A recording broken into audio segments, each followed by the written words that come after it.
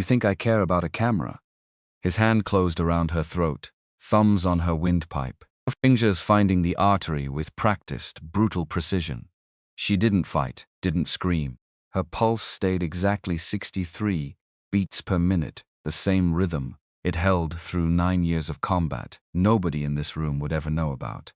Because what Captain Grant Colton didn't know, what none of them knew, standing in that concrete changing room, red camera light blinking steadily in the corner, was this. The woman he was choking had saved his father's life 9 years ago, held his hand as he died, carried a promise she never got to keep, and in exactly 2.3 seconds, this arrogant officer was about to learn exactly who he'd put his hands on. His whole world was about to collapse, and he wouldn't understand why until the very last moment. The changing room smelled like bleach and old sweat. Concrete walls. Fluorescent lights humming that particular hum that meant nobody had changed the ballast in years. 4 shower stalls. A row of gray lockers, and in the corner, mounted high, a security camera. Red light blinking, steady. Recording. Chief Petty Officer Adair Voss stood with her back against locker number 9, not moving, not flinching, because Captain Grant Colton's hand was wrapped around her throat. His grip was textbook. Thumb against the windpipe. Fingers finding the carotid with the kind of precision that only comes from training. From knowing exactly where the human body breaks. 40 pounds of pressure, maybe 45.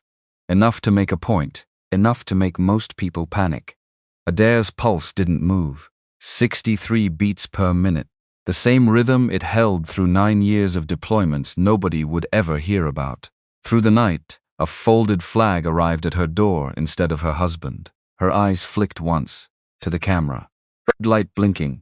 "Captain," she said, voice level, almost gentle. "That's recording." Colton's face hovered 6 inches from hers. She could smell coffee and rage on his breath, see the tight white lines bracketing his mouth. "I don't care about a camera," he snarled. "I care about people like you taking up space real operators could use."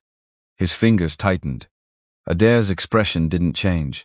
Behind him, Lieutenant Beau Sinclair shifted his weight, eyes darting between the camera, between Adair's unreadable face, between the door, looking for an exit that didn't exist. Corporal Ray Nash stood with his arms crossed, watching, waiting to see how this would end. None of them understood what was happening. How could they? They had no idea. The woman being choked against a locker had a service file so redacted it looked like abstract art, that her call sign, once, a long time ago, had been widow, that the last man who put his hands on her throat like this had ended up with a shattered wrist and a very long conversation with his commanding officer. They didn't know. But in exactly 2.3 seconds, they were about to find out. To understand that moment, that exact frozen electric moment, we have to go back 5 days. Camp Harlow sat in the Nevada desert, like a wound that never fully closed, 40 miles from the nearest town with a name anyone recognized. Population on any given day somewhere around 900. A mix of Army infantry, contractors, a scattering of Navy personnel nobody quite understood the purpose of, and the particular breed of soldier who volunteered for postings other people avoided. At 1000 hours, the temperature was already flirting with 98 degrees. The government sedan that delivered Adair Voss to the front gate had Nevada plates and air conditioning that worked exactly half the time. The driver was a specialist, maybe 20, smart enough not to ask questions. Adair sat in the back with one duffel bag, watching scrub brush roll past, the occasional Joshua tree standing like a sentinel against a sky too blue to be comfortable. She'd had worse arrivals. The gate guard checked her ID twice, made a call, waved them through with the particular expression of a man who suspected this was above his pay grade. Correct instinct. The sedan dropped her at the administration building. White concrete. Solar panels catching the glare, an American flag hanging limp because there wasn't enough wind to move it. "Chief," the driver said, glancing at her in the mirror. "Need help with your bag? I've got it." "Thank you, specialist." She stepped out into heat that felt solid, shouldered the duffel, walked toward the building with the same economical stride she'd carried for 9 years. Not fast, not slow, efficient. The kind of walk that came from carrying 80 pounds of gear through places where wasted motion got people killed. The duffel weighed 38 pounds. She knew because she'd weighed it that morning. She weighed everything, measured everything, because that was the only way she knew how to stay alive in a life where carelessness got measured in body bags. What she didn't know yet, what she couldn't know yet, was that inside this building, she was about to meet the man whose father she'd once tried to save and failed. Inside, the duty clerk looked up from his monitor, saw her collar device, stood so fast his chair rolled backward and hit the wall. Chief Voss, General Hale is expecting you. Second floor. Last door on the left. Thank you. She took the stairs. Always the stairs. Know your exits. Never trap yourself somewhere with only one way out. A lesson so old it wasn't even a thought anymore. Just muscle. Just bone. The second floor hallway was lined with photographs, deployments, ceremonies, faces young and unguarded, staring out from behind glass like they still believed in something simple. Some of those faces were dead now. Some retired. Some still out there. Adair didn't look at the photographs. She'd been in enough of them. General Marion Hale's office sat at the end of the hall. Door open. The man himself buried behind a desk of reports and maps and the accumulated static of command. He looked up when she knocked. Chief Voss, come in, shut the door. She did. Stood at attention. Hale was 59. A face like sun-cracked leather. Eyes that had watched too many things happen that couldn't be unwatched. He studied her now with an intensity that would have made a lesser person squirm. At ease. Sit. She sat, spine straight, hands folded. Hale leaned back, chair creaking under him. Your file, he said slowly, is the thinnest piece of nothing I've read in 31 years of command. Silence. Technical systems liaison. He read it like it tasted bad. That's the story they gave you. That's my assignment, sir. Bullshit. Not unkind, just flat. I know what a cover file looks like, Chief. I've seen enough of them. The air conditioning rattled somewhere behind the wall. Outside, cadence calling. Boots hitting dirt in unison. What's the real job? Adair met his eyes and made a decision. This man had earned honesty. Security penetration testing, sir. I find the holes before someone else does. Report them. 18 months. Then I'm done. For good. Hale nodded slowly. Your choice to come back? No, sir. Special directive. Requested by name. I accepted. Why? You'd have earned a clean exit. Her jaw tightened. Barely. But Hale caught it anyway. My niece, she said. Dana, she's 22, newly commissioned, still finding her feet. A pause. I took this assignment because it's stateside. No deployment. I can still be a phone call away if she needs me. Something in Hale's face shifted. Just slightly. Your husband, he said. Cormac Voss. I read about it. Yes, sir. I'm sorry. Thank you, sir. Good officer? Best man I ever knew. The silence that followed had weight. The kind that comes from two people who understand loss without needing to explain it to each other. Finally, Hale slid a folder across the desk. Quarters, credentials, cover holds. As far as this base knows, you're exactly what your paperwork says. Nobody needs to know otherwise. Understood, sir. One more thing. He leaned forward. This is a mixed command, mostly infantry. Young, confident in ways that haven't been tested yet. Some of them won't take kindly to a Navy liaison who outranks half of them and won't explain why.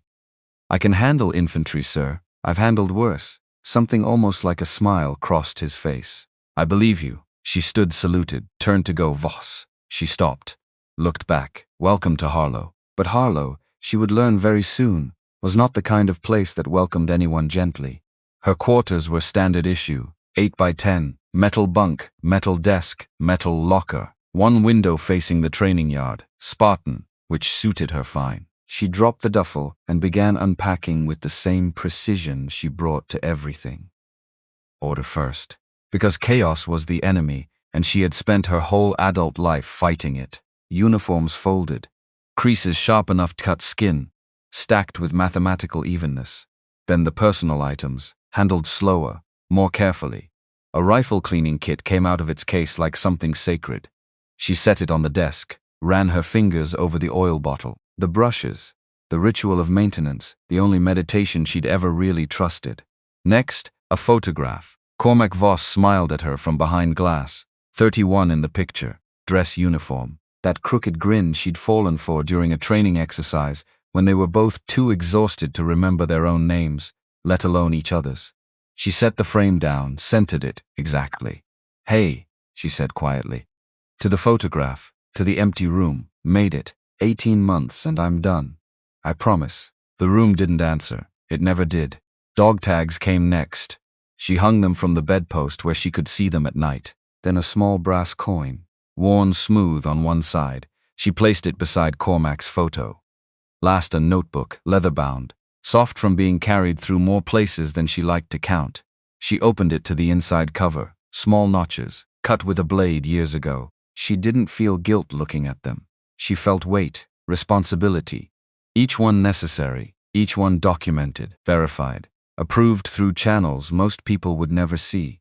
But she remembered every single one. What she didn't know, what she had no way of knowing yet, was that one of those old missions was about to walk back into her life wearing a different uniform and a different name. The memory came without asking permission. It always did. 9 years ago, a forward position she still wasn't allowed to name out loud. She was 19, barely 2 months past selection. The ink on her qualification not yet fully dry in the way that mattered. She was in the dirt, rifle against her shoulder, watching a convoy roll through a valley through a scope that cost more than her yearly pay. Beside her, Gunnery Sergeant Otis Boone, a mountain of calm, 44 years old, already a legend in rooms most people would never enter. "Winds shifting," Boone said. Voice like gravel dragged over stone. 4 knots, East confirmed. She adjusted. Temp 101, humidity low. "Good. Show me your dope." She dialed the scope. Small mechanical clicks, the precision of it steadying something in her chest that wanted to shake. 200 meters to their left, Colonel Roy Colton was crouched beside his radio operator. Forward observer, mid-40s, a face that had seen combat and somehow still smiled easily. He glanced over, gave them a thumbs up. Boone nodded back. "Good man," he muttered. "Got a kid, teenager, talks about him constantly." Adair said nothing. She was watching the ridgeline. Watching for the thing that always went wrong. Because something always went wrong. Then the world came apart. Mortars. Small arms fire cracking from a position that intelligence swore was empty. Boone was already on the radio. Contact. Contact. Adair was already firing. Breathe. Squeeze. Center mass. The rifle barked and somewhere downrange a threat dropped, and there wasn't time to think about it because there was another one and another one. And then the concussion wave hit, a ripple in the air. Dust, the specific high ringing that meant somebody's world had just ended. Colton's down. Boone was moving before the dust settled, Adair right behind him, combat autopilot. Don't think.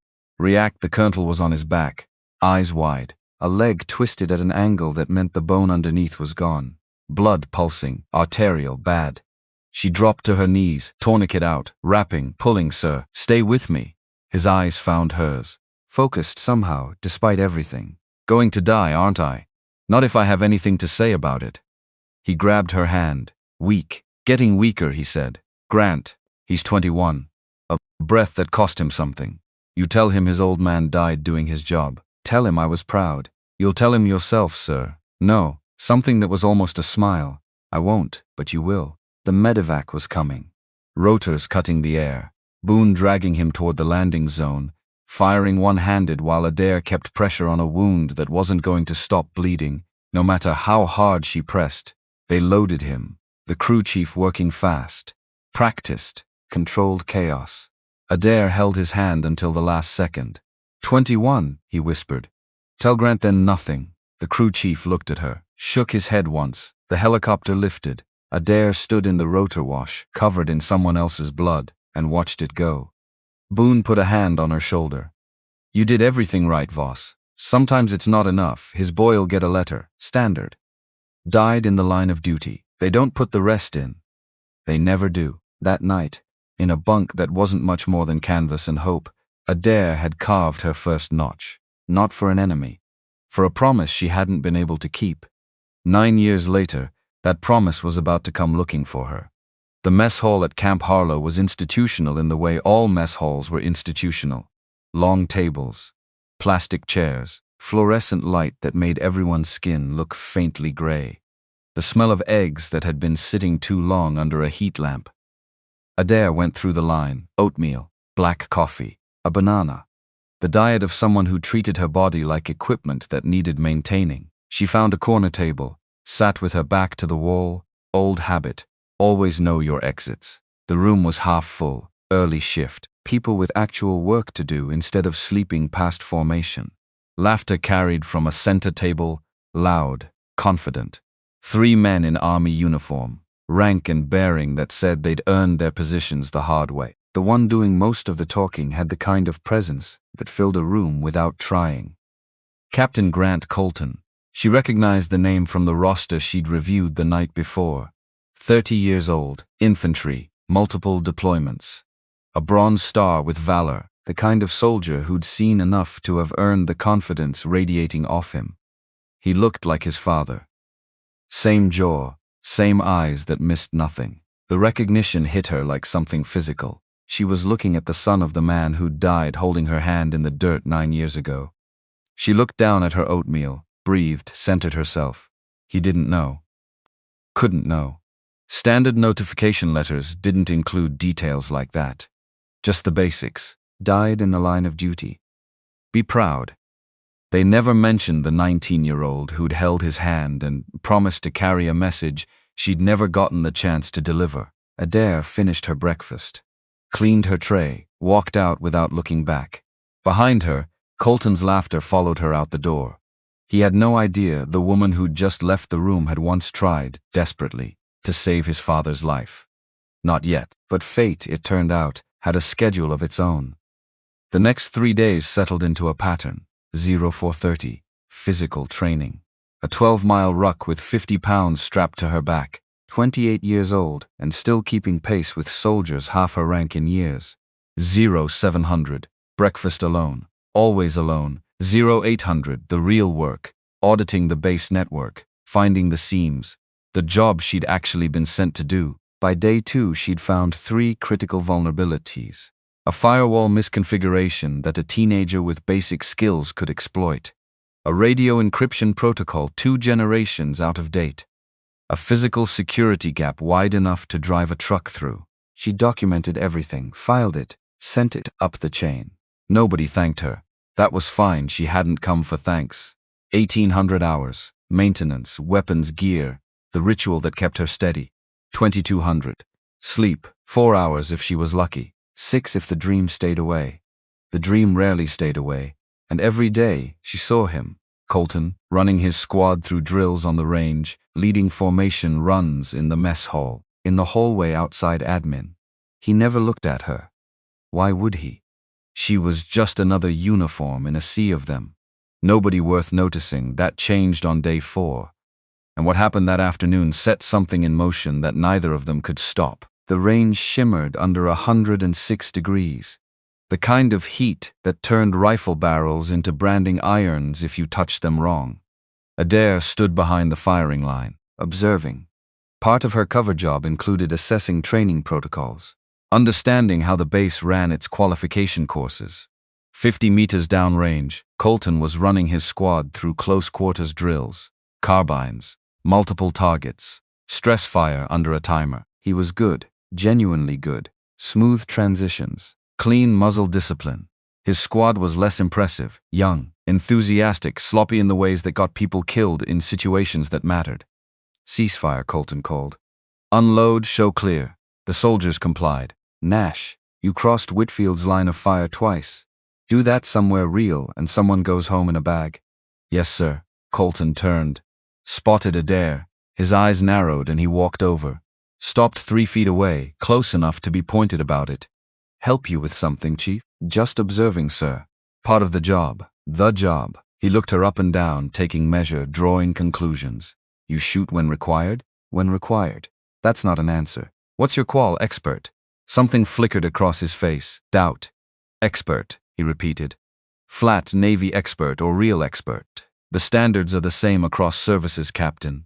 Sure they are, he almost laughed. Tell you what, Chief, why don't you show us? It wasn't a request. Adair considered walking away, keeping her head down. staying invisible the way the job required, but something in his tone. That specific certainty that she was less than, that she didn't belong. She'd heard that tone before, in every room where men had looked at her and assumed weakness before they'd seen anything else. "I'd be happy to demonstrate, Captain," Colton smiled. It wasn't a friendly smile. "Outstanding. Whitfield, hand over your weapon." She checked the rifle with the kind of unconscious efficiency that came from decades of handling weapons before most of these soldiers had learned to drive. "What's the drill, sir?" 50-meter line, 5 targets, 10 seconds. "Think you can handle that?" She stepped to the line, loaded, chambered, safety off. "On my mark," Colton said. 3, 2, 1, go. She moved. Target 1, 2 rounds center mass, 1 to the head. Smooth transition. Target 2. Same rhythm, breath control, no wasted motion. 3, 4, 5. The rifle went dry. She dropped the magazine, reloaded in a motion so fast most of the squad didn't fully register it happening. Chambered. Ready. She safed the weapon, handed it back. "Satisfied, Captain?" Colton was staring down range. Every target, 2 in the chest, 1 in the head, no misses. Perfect groupings. "Lucky," he said. "Very lucky, sir." She walked away. Behind her, Whitfield was whispering to Nash. "Did you see that? 8 seconds. I've never seen anyone move like that." Colton said it was luck. That wasn't luck. That was something else. Adair didn't hear the rest. She was already gone. Back to her work. Back to being nobody. But the seed had been planted. Colton had noticed her now, and what he decided to do about it was about to change everything. Day 7 fell on the anniversary. 9 years since a valley she still wasn't allowed to name. 9 years since a colonel had died with her hand in his. She marked the day the only way she knew how, alone in her quarters. Cormac's photograph, the notebook, the weight of memory that never got lighter no matter how many years passed. "I tried," she whispered, "to nobody, to everybody. I did everything right. It wasn't enough. The room didn't answer. It never did." That afternoon someone sent her a message, and it would be the first real shot fired in a war nobody had declared yet. She'd been at her workstation in the Technical Services Building. 3 days of security assessments on the laptop in front of her. Detailed reports, vulnerability findings, recommendations that could genuinely improve base defense. She stepped away for 2 minutes, maybe 3. When she came back, the keyboard was dripping. Something brown, coffee maybe, pooling on the desk. The screen flickering, dying in front of her. She grabbed paper towels, tried to save it. Too late. The specialist at the next desk glanced over. "Oh man, that sucks. What happened?" "Someone knocked something over. You see who?" "No, that's really bad timing." She looked at him. Read the careful neutrality in his face, the decision not to get involved. He wasn't going to say it. "Yeah," she said. "Bad timing." She spent that night rebuilding 3 days of work from memory. Every finding, every recommendation. By 0300 she was still typing. A knock at the door. Command Master Chief Otis Boone stood in the hallway. 60 years old now. A prosthetic leg he never talked about, hidden under his uniform pants. "Chief," she said, surprised. "It's 3 in the morning. Saw your light on. Figured you were pulling an all-nighter." He held up 2 cups. Brought reinforcements. She let him in. They sat. Drank in the kind of silence that only exists between people who've earned it. "Someone giving you grief," Boone said finally. "Not a question. Nothing I can't handle. Voss, I trained you 9 years ago.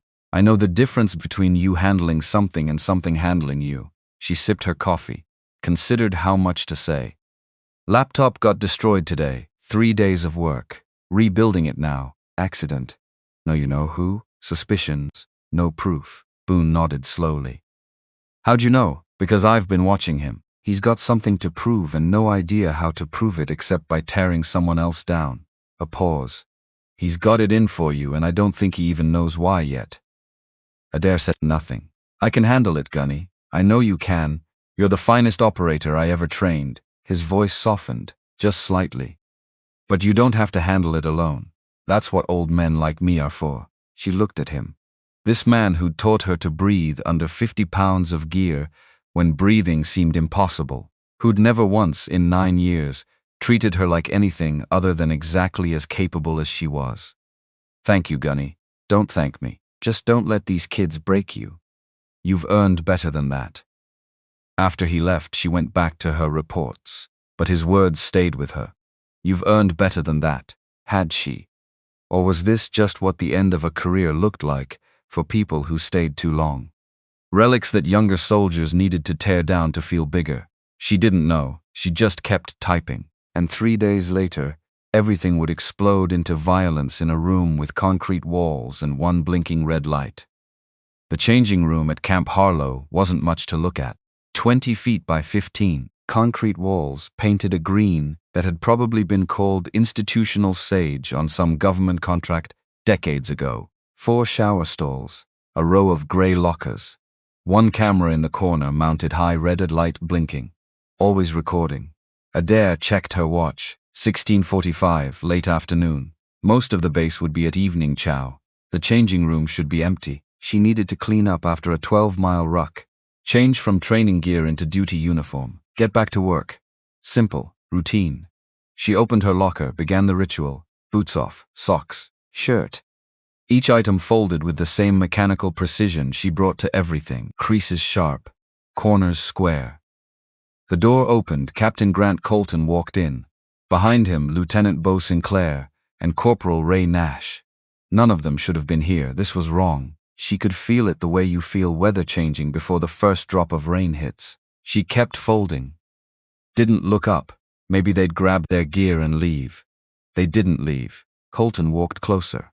Stopped 6 feet away, arms crossed. The posture of a man looking for found one, and not particularly caring if he found. Look what we've got here. Adair didn't respond, kept folding. I'm talking to you, Chief. She stopped. Looked, met his eyes directly. I hear you, Captain. Do you? He stepped closer. Because I've been asking around. Nobody knows what you actually do here. You're not training anyone, not running missions, just taking up space. I do my job, Captain. Your job, he laughed, cold. Not really a laugh at all. And what exactly is that? Besides being some kind of checkbox the Navy needed filled. Behind him, Sinclair shifted his weight. Uncomfortable. Nash just watched, silent. Adair's heart rate didn't move. 63 beats per minute. You're out of line, Captain. Out of line. He stepped closer again. You want to talk about lines? My father died in combat. Real operators. Not whatever you are. Not some diversity placement taking a slot a real soldier could use. The words hit something in her chest she hadn't braced for. Because she understood now, in a way she hadn't a moment ago, exactly who was standing in front of her. But he had no idea who she was. Captain. Her voice stayed level, stayed calm. There's a camera, red light, corner of the room. It's recording everything you're doing right now. You think I care about a camera? His voice was climbing now. 9 years of something he'd never named pouring out of him in a room with concrete walls. You think I care what you think? You're useless. You're taking up a space real operators could use. He shoved her shoulder. Hard, deliberate. She absorbed it. Didn't stumble. Didn't brace. Just took it. The calm seemed to enrage him further. Nothing, he snarled. You've got nothing to say. And then Captain Grant Colton made the worst mistake of his career. His hand shot forward, closed around her throat, thumb on the windpipe, fingers finding the carotid with textbook precision. 40 pounds of pressure, maybe 45. Adair's pulse didn't change. Behind him, Sinclair's eyes went wide. But Adair was already moving. Her left hand found his elbow. A control point. Her right hand found the pressure point at his wrist. She pressed, her hips pivoted, barely, just enough. His own forward momentum became the thing that broke him. She redirected. Let physics finish the sentence she hadn't needed to speak. Colton stumbled. His grip loosened. He hit locker number 9 with a metallic crack that echoed off concrete. Total time. 2.3 seconds. Adair straightened her collar, picked up her bag, walked to the door. She didn't say a single word. The door hissed shut behind her. In the changing room, 3 men stood in the kind of silence that comes right before people understand they've made a mistake they can't undo. Colton was on his knees, gasping, confusion and rage, warring with something colder starting to crawl up his spine. Sinclair was staring at the door. Adair had just walked through, something like horror settling into his face. Nash stood frozen, still processing what he'd just watched. Finally, Colton found his voice, raw, ragged. What the hell was that? Sinclair swallowed hard. Cap, that wasn't normal. That wasn't. She attacked me. Cap, you both saw it. She attacked me. We're filing a report right now. Nash finally spoke. What about the camera? I don't care about the camera. It's 3 of us against 1. They'll believe us. But Sinclair was still staring at the door, because he'd seen her eyes during those 2.3 seconds. No fear, no anger, no emotion at all. Just something cold and professional and practiced. The eyes of someone who'd done that exact movement 1,000 times before, in places where getting it wrong meant somebody didn't go home. Yeah, Sinclair said quietly. Sure, Cap, they'll believe us. He didn't sound like he believed it himself. Not even a little. The rumor moved faster than truth ever does. By 0600 the next morning, half the base had heard some version of what happened in changing room B7. The details were vague, contradictory, but the shape of the story had already hardened into something simple. Chief Voss snapped, attacked Captain Colton without provocation. Unstable, some kind of episode. Adair heard the whispers in the mess hall. She sat alone at her corner table, oatmeal cooling, coffee going flat. 3 tables over, a cluster of young soldiers talk just loud enough to be heard without technically being confrontational about it. Heard she just lost it. Started screaming. Colton had to defend himself. Probably going to get swept under the rug. You know how it goes. She shouldn't even be here. Adair took a bite of oatmeal, chewed, swallowed, sipped her coffee. Heart rate 62, 1 beat slower than yesterday. Calm. Across the room, Sinclair sat with Nash. Both quiet, neither participating in the gossip, but neither stopping it either. Sinclair's eyes found hers for a moment. He looked away first. Guilty conscience, she thought. Good. That meant he was still human. She finished her breakfast, cleaned her tray, walked out. The whispers followed her the whole way, but while the base traded rumors like currency, the real fight was already beginning somewhere else. In an office with a locked door and a lieutenant colonel who didn't much care what people whispered. The morning passed in the routine of the job she'd actually been sent to do. Security assessments, vulnerability testing, work that mattered even if nobody would ever know she'd done it. At 1100 hours, the notification came. Email, official. From Lieutenant Colonel Nora Ellison, Staff Judge Advocate. Subject line, formal inquiry, immediate response required. The body was clinical. Chief Voss, you are hereby notified that a formal complaint has been filed against you alleging assault and conduct unbecoming. You are required to submit a written statement within 24 hours. Report to my office at 1400 hours today. Adair read it twice, then opened her laptop, pulled up the incident report she'd already filed. 17:10 hours the previous day, 26 minutes after the assault, 19 hours before Colton's complaint had even been submitted. The timeline told its own story, whether anyone was ready to listen or not. She forwarded her report to Ellison, added a single line. My statement was filed at 17:10 hours yesterday. All relevant facts are contained therein. I have nothing further to add. Then she went back to work. At 13:30, someone unexpected arrived, and what he had to say would shift something for her that hadn't shifted in a long time. Her door opened without a knock at 13:30. Boone stood in the frame, face carved from something that looked a lot like anger held very carefully in check. Voss, we need to talk. She saved her work. Closed the laptop. Come in, Gunny. He shut the door, sat across from her. For a long moment he just looked at her, reading her the way only someone who'd known her 9 years could. You okay? I'm fine. That's not what I asked. She considered the question honestly. I've been worse. I heard the story he's telling. I know. You filed a report? 17:10 hours yesterday. Before he even thought about his version. Boone nodded slowly. Smart, I mentioned the camera. Facts only. No accusations. That's my girl. He leaned back, chair creaking under his weight. But facts don't always win, Voss. Not when it's 3 against 1. Not when the 3 of them wear the same uniform he does, and you're the one nobody quite understands. Nobody knows. Then the facts are going to have to speak louder than they usually do. You have faith in the system? I have faith Ellison does her job. reviews the evidence, makes the right call. And if she doesn't, Adair met his eyes, then I'll handle it another way. Boone studied her. Something in his expression she didn't love. Don't do anything stupid, Voss. You're too close to done. 18 months. Don't throw it away. I'm not throwing anything away, Gunny. I'm trusting the process to work. If it doesn't, that's not on me. That's on the process, philosophical as hell. A faint, tired, almost smile. Cormac teach you that? Cormac taught me a lot of things, including when to fight and when to let the machine do its job. Boone stood, walked to the door, stopped, turned back. You know what I see when I look at you? What, Gunny? I see the kid who showed up to selection scared out of her mind but too stubborn to quit. I see the operator who's saved more lives than anyone will ever know about.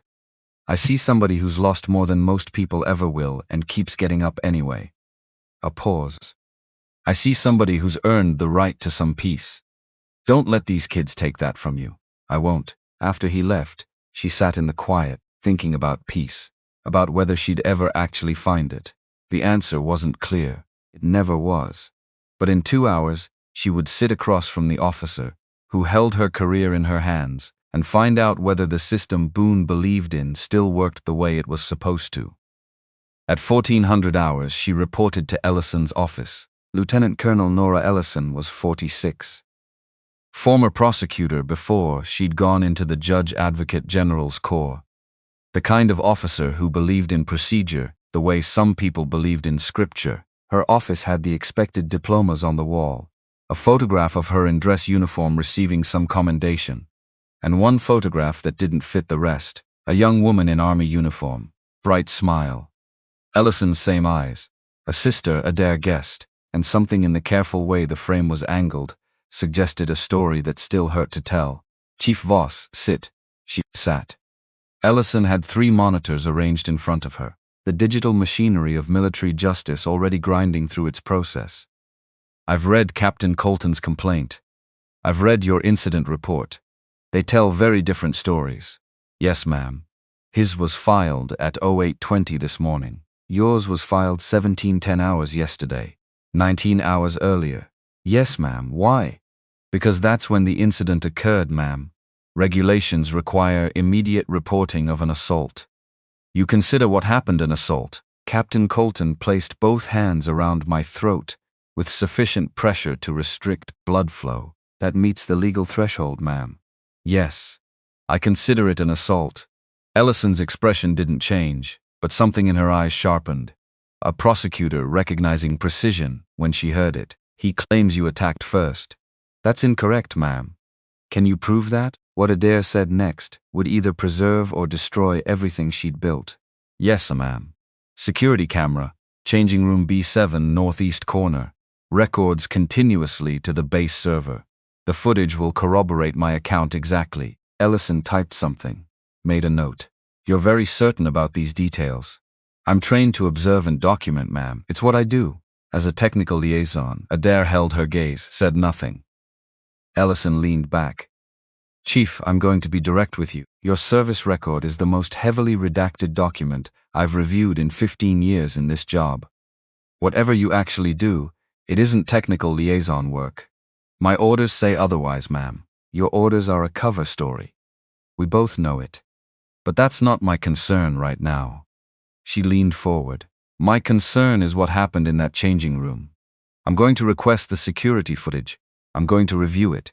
And then I'm going to make a decision based on evidence. Not rank, not branch, not anything else. Evidence, are we clear? Crystal clear, ma'am. Dismissed. Adair stood, saluted, turned to leave. Voss. She stopped. What Ellison said next explained more than she probably intended to. That photograph. Ellison's voice had dropped slightly. My sister. She was assaulted by her commanding officer 9 years ago. Filed a report. It got buried. She was pushed out. Medically separated with a diagnosis nobody wanted to write down honestly. A pause, controlled but not quite steady. I became a JAG officer because of what happened to her. Because I believe the process should protect people. Should work regardless of rank or politics or who's friends with who. She met Adair's eyes. I'm going to review the evidence. I'm going to make the right call. I promise you that. Adair nodded once. Thank you, ma'am. Outside the office, She allowed herself one long breath. The system was working. Maybe. But something else was about to test her in a way she hadn't seen coming, and what she was about to do would show every soldier on that base exactly who she really was, whether they were ready to know it or not. The base-wide notice went up at 1600 hours. Mandatory. Urban assault and hostage rescue qualification. 0800 tomorrow. All personnel grade E7 and above. No exceptions. Adair read it on her phone. A qualification course she hadn't run in over 2 years. Not since her last workup before the deployment that ended everything. Her body remembered anyway. Muscle memory didn't fade. It just waited.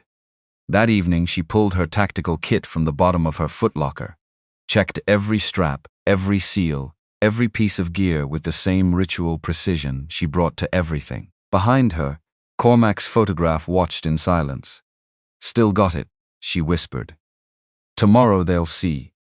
Tomorrow she was going to show them exactly what 9 years of training looked like, and shatter every assumption anyone on this base had made about her. She had no idea it would also be the day her cover began, slowly and irreversibly, to come apart. The next morning arrived cold and clear. The desert doing that thing it did, where the temperature dropped sharply overnight, and then climbed right back into the 90s by mid-morning. The training facility was a mock urban environment, concrete structures built to simulate close-quarters combat and hostage scenarios. Narrow hallways, breach points, role players scattered through the structure playing hostiles and hostages both. Around the staging area, 40 soldiers in tactical gear waited their turn. At the control station, Boone stood with a clipboard and a stopwatch, and the expression of a man who'd watched 1,000 runs through this course and wasn't easily impressed by any of them. The scenario was simple to describe and brutal to execute. Clear the structure, neutralize hostiles, locate and secure 2 hostages without civilian casualties. Do it all inside 8 minutes, without hesitating, without panicking, without making the kind of mistake that got people killed in a real building on a real day. Most people failed at least one part of that equation.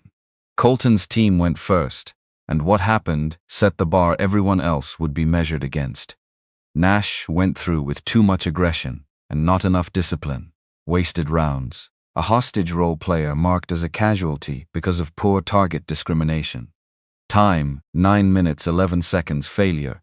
Sinclair was better. Controlled breathing. Methodical clearing, but he froze for a beat, too long at the final breach point. Uncertain, and the hesitation cost him almost 90 seconds he couldn't afford. Time, 8 minutes 40 seconds. A pass barely, and everyone watching knew it. Colton went last of his group, confident, aggressive in the ways that had served him in real deployments. He powered through the structure with brute efficiency, not always elegant but effective. He cleared every hostile, secured both hostages. Time, 6 minutes 58 seconds. He pulled off his helmet, looked over expression of a man who already knew the answer to a question he was still going to ask anyway. Beat that. Boone just looked at him.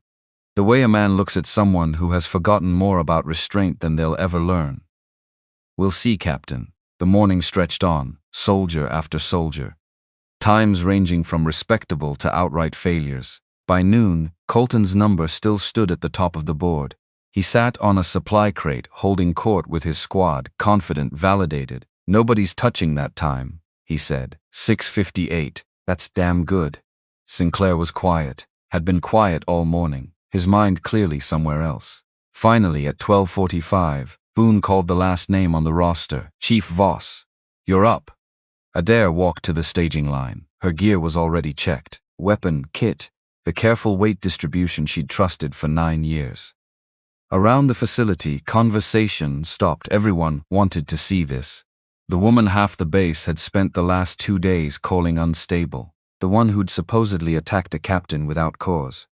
Let's see if she can even get through the door, someone muttered, not quite quiet enough. Colton watched, arms crossed, that same expression waiting for validation.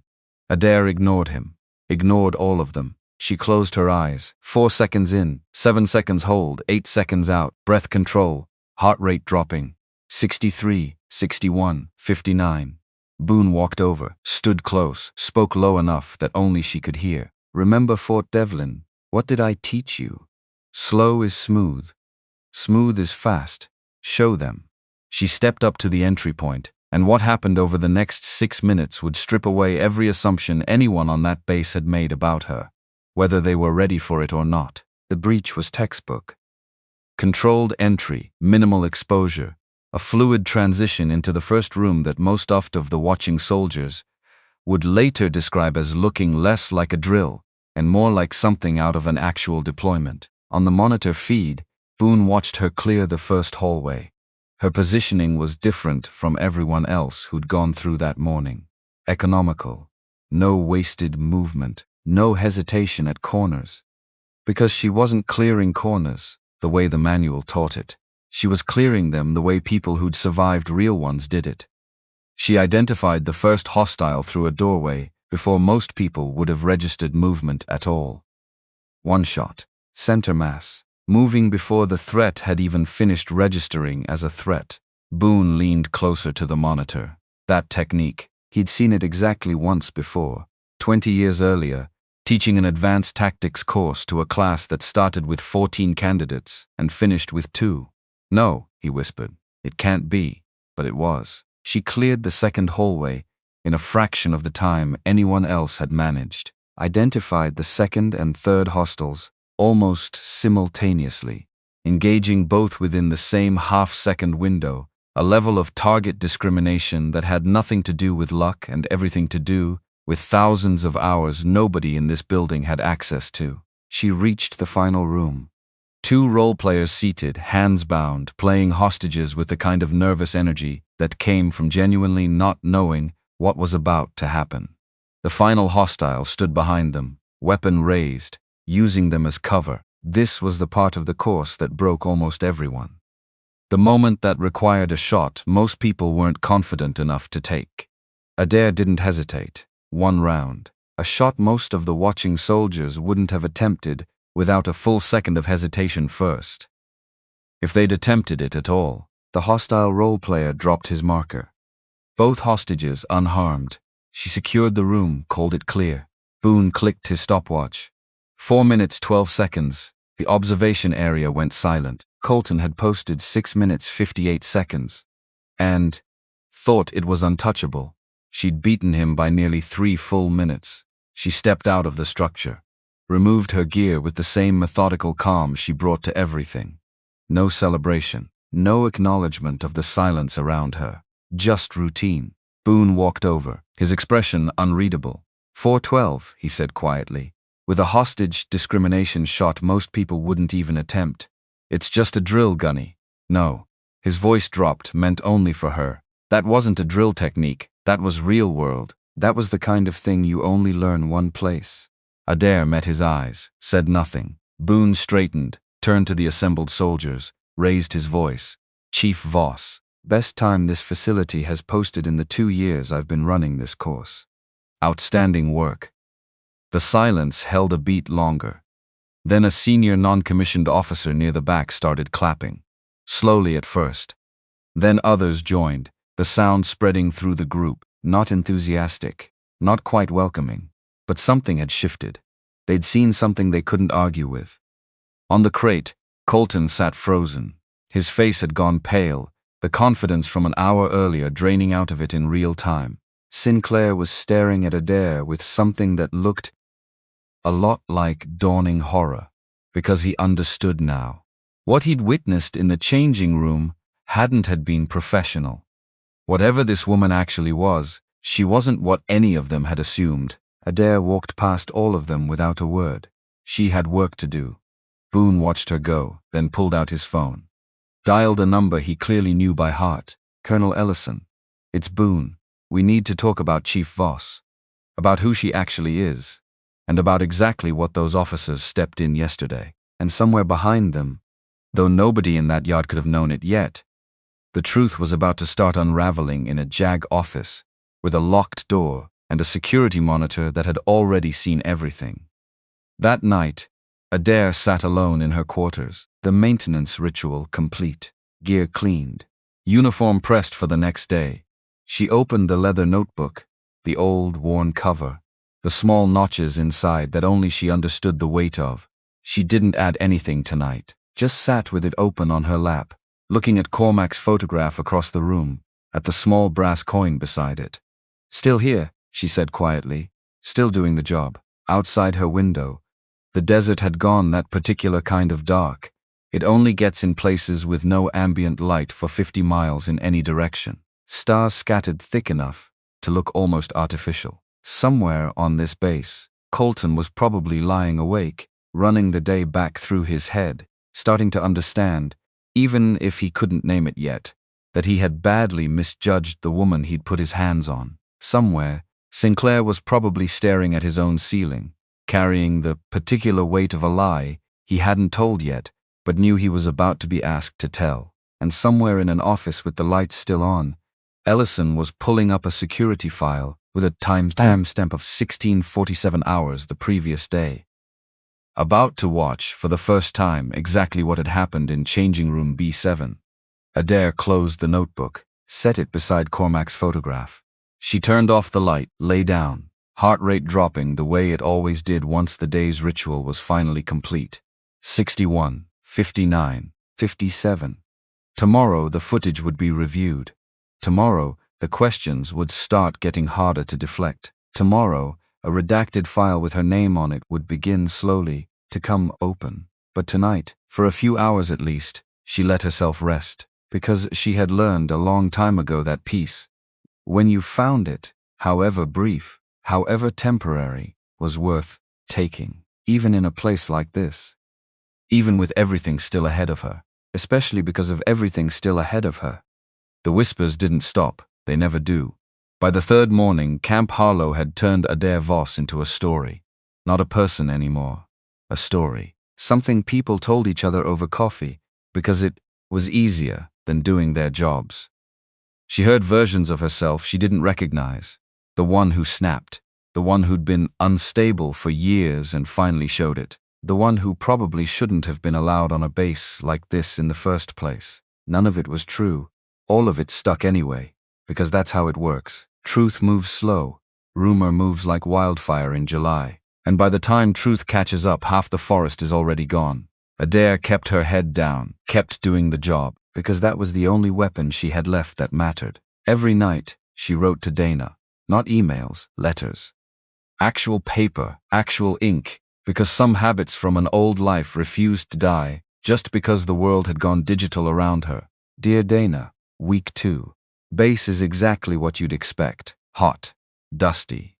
Full of people convinced they already know everything. You'd laugh at some of them. You'd also probably outshoot half of them, so don't let anyone here tell you 22 is too young to know your own mind. I think about your uncle a lot out here. More than usual. Something about the dust reminds me of him. He used to say the desert doesn't lie to you. Everything else might. Not the desert. I miss you. Keep your head up. Keep your rifle cleaner than your conscience needs it to be. Love, Aunt Adair. She sealed the envelope, set it on the desk to mail in the morning, because that was the thing about Dana. The thing nobody else on this base understood. Dana wasn't just family. Dana was the reason Adair got up at 04:30, even on days when getting up felt like the hardest thing in the world. Dana was proof that something good had survived everything else that hadn't. And she wasn't going to let a base full of men, playing at being wounded animals, take that away from her. Grant Colton wasn't sleeping. 3 nights now, maybe 4. He'd lost count somewhere around the second one, when the numbers stopped mattering, and the ceiling above his bunk became the only thing he actually looked at anymore, because every time he closed his eyes, he was back in that changing room, watching himself do something he still couldn't fully explain. Watching his own hands close around a stranger's throat like they belonged to somebody else. And then he was watching her. That stillness. That absolute, unbothered stillness. Like nothing he did could actually touch her. Which was somehow worse than if she'd fought back. Worse than if she'd screamed. Because screaming he could have explained away. Fear, he understood.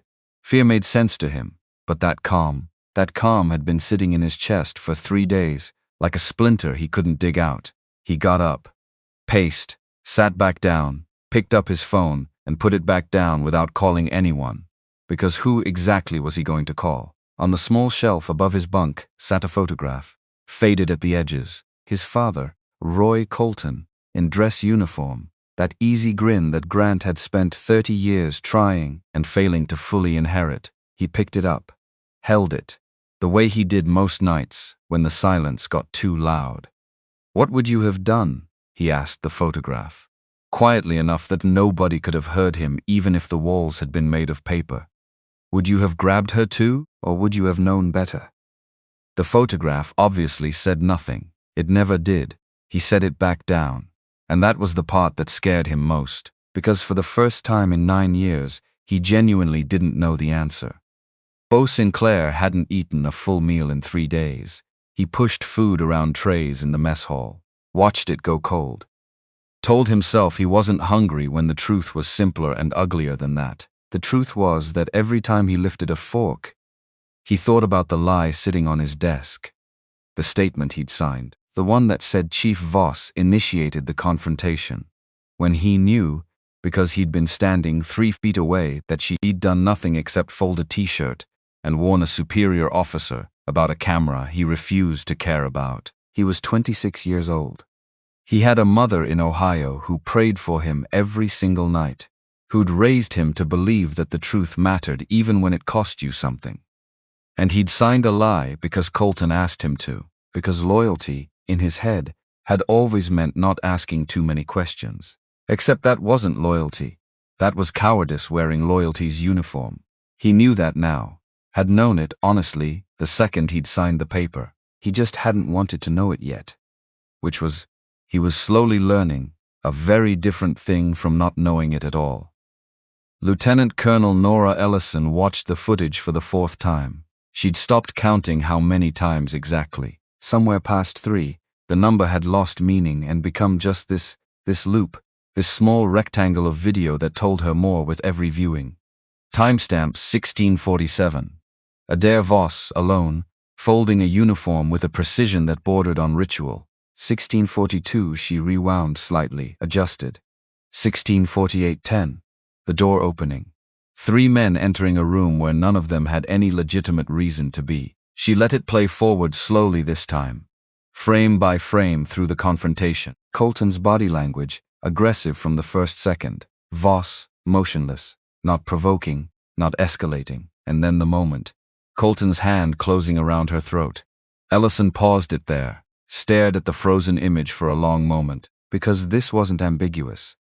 This wasn't a case where reasonable people could disagree about what they were looking at. This was a superior officer committing aggravated assault on camera, after being explicitly warned that he was on camera. She pulled up Colton's official complaint again. Read it side by side with what she was looking at. The 2 things did not belong in the same universe. She picked up her phone. General Hale's office. A pause. A transfer. "General, it's Ellison. I need 15 minutes, and I need you to see something before we go any further with this." Hale watched the footage without saying a word until it finished. When it ended, he sat back in his chair, the kind of stillness that, in a man who'd built a career on decisiveness, meant something had genuinely shaken him. "Play it again." She did. At the end of the second viewing, he finally spoke. "He's finished. You understand that? Whatever else happens in this investigation, that footage alone ends his career." "Yes, sir." And her report was filed before his complaint. 19 hours before, sir. Hale exhaled slowly, rubbed a hand across his jaw. "I want everything on Voss. Everything we're actually authorized to see." "Sir, her file is heavily redacted. Special access required." "Then request the access, Colonel." "Because I have a captain who just assaulted a senior enlisted service member on camera and lied about it to my JAG office. And before this goes one step further, I want to understand exactly who he decided to put his hands on." The request went up the chain that afternoon, which, on a base like Harlow, moved slower than most people wanted and faster than most people expected, depending entirely on who was asking and why. By evening, a partial file came back, still heavily marked, still missing more than it revealed. But what remained told Hale and Ellison more than either of them had been prepared for. Name, Voss, Adair M. Rank, Chief Petty Officer. Prior assignment, redacted operational designation, redacted call sign widow. Ellison read that last line twice. Widow, she said quietly. Hale didn't respond immediately. He was still reading. Combat deployments 9, spanning redacted locations. Decorations 2 Silver Star equivalents. Multiple commendations for valor. 1 Purple Star equivalent, awarded following injuries sustained during redacted. Hale set the folder down slowly. She's not a technical liaison, he said, which was, at this point, the least surprising sentence either of them had said all week. No, sir, she's not. Then what in God's name is she doing folding laundry in changing room B7 while a captain puts his hands around her throat and 3 witnesses lie about it afterward? Ellison had no answer for that. Not yet. But she had a feeling, sitting somewhere low and cold in her stomach, that whatever the full answer turned out to be, it was going to matter a lot more than any of them currently understood. The accident happened on a Thursday. Nobody planned for it. Nobody ever plans for the thing that actually breaks a person open. It just arrives, uninvited, in the middle of an ordinary training day, and by the time anyone realizes what's happening, it's already too late to prevent it. All you can do is respond. The scenario was a live fire evacuation drill. Simulated structure fire inside one of the training buildings, smoke machines pumping thick gray haze through corridors built to feel exactly as disorienting as the real thing. Soldiers moving in teams, practicing casualty extraction under compromised visibility. Sinclair was leading a 2-man team through the east corridor when the floor gave out. Not literally, not a structural collapse, but close enough in effect. A section of scaffolding used to simulate collapsed debris shifted wrong under his weight. And he went down hard into a gap that hadn't been in the safety brief, twisting his leg at an angle that made a sound nobody in that corridor would forget for a long time. The smoke was real enough to matter. Thick, disorienting. His radio crackled with static that swallowed half his words. Man down, he managed. Man down, east corridor. The rest dissolved into a cough that told everyone listening exactly how much smoke he'd already taken in. Adair was 2 corridors over, running a different segment of the same drill, when the call came through. She didn't think.